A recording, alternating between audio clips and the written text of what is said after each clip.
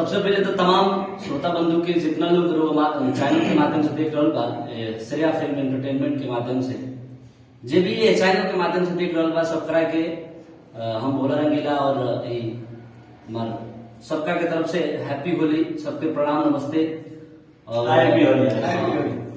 और आज तो बहुत ही सुंदर दिन बा हमनी के भारतवर्ष के एगो प्यारा सा ही खूब जम के मनावे वाला ये पर्व बाटे।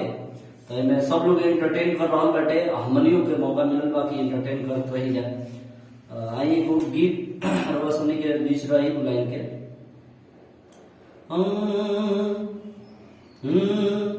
बाबा भीरुगुना बाबा भीरुगुनाथ अरे बोलिया में खेले होली बाबा भीरुगुनाथ बोलिया में खेले होली बाबा भीरुगुनाथ बोलिया में खेले होली बाबा भीरुगुनाथ बोलिया में खेले होली बाबा भीरुगुनाथ बाबा भीरुगुनाथ होली हो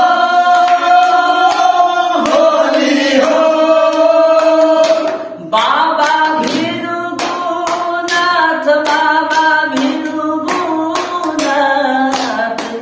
बोलिया में खेले होली बाबा भीरुगुनाथ बोलिया में खेले होली बाबा भीरुगुनाथ बोलिया में खेले होली। एक साथ आप सभी के दिल से आप सभी के हैप्पी होली और ऐसा ही आप सभी खुश रहिए और सबके हंसावत खिलावत रहिए। जय।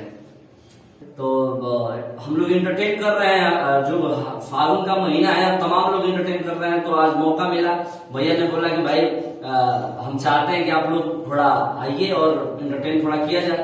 तो आप सभी के बीच हम लोग दिख रहे हैं, प्रेजेंट हैं। तो बहुत बहुत धन्यवाद हमारे राजकिशोर भैया को, हमारे श्रेया फिल्म के ओनर हमारे अमरनाथ जी को कि इन्होंने अपना प्यार स्नेह बढ़ाया है। और साथ ही साथ हमारे भोजपुरी के सुंदर एक बहुत ही अच्छे हमारे गार्जियन तुल हमारे प्रदीप प्यारा जी भी उपस्थित है। सबको नमस्कार सबको दिन सही।